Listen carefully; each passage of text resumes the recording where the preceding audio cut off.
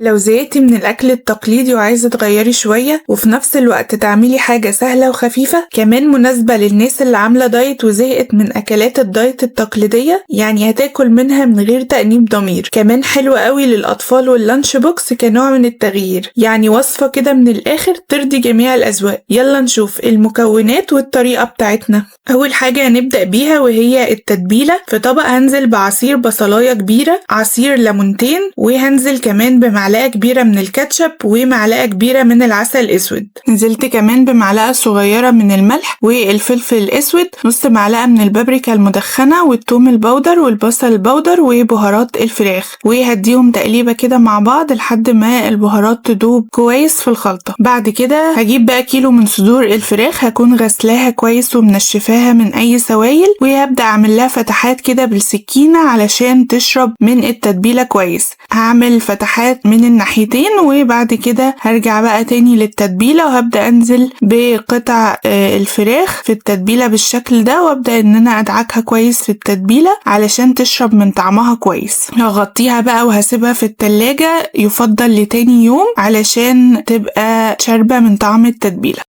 تاني يوم بقى هحضر طاسة على النار فيها كعب كده من الزبدة وشوية زيت، وأول ما الزبدة تسيح طبعا النار بتاعتي عالية قبل ما احط الفراخ علشان اديها صدمة وما تنزلش المية بتاعتها. هنزل بالفراخ في الطاسة وهبدأ ان انا اشوحها لحد ما تاخد لون، وطبعا انا في كل مرحلة بغطي الطاسة بغطا علشان اكتم البخار عشان الفراخ تبقى مستوية معايا من جوه. اول ما تاخد لون وتتشوح هقلبها على الناحية التانية، واول ما تتشوح معايا من الناحيتين هنزل بباقي الصوص او التتبيلة بتاعة الفراخ، وهسيبها بقى على نار متوسطة كده تشرب التتبيلة. بعد ما التتبيلة تتشرب والاقي الطاسة بتاعتي نشفت، هنزل بكوباية من المية المغلية وهغطي الطاسة وهوطي النار وهسيبها لحد ما تستوي وتشرب كل المية اللي في الطاسة. اول بقى ما الاقيها استوت، طبعا انا هختبرها بالشوكة، الاقي الشوكة دخلت معايا بمنتهى السهولة، هي كده تمام استوت. هبدأ بقى ان انا اقلبها كل شوية كده على الناحية التانية علشان تشرب الصوص ده. طبعا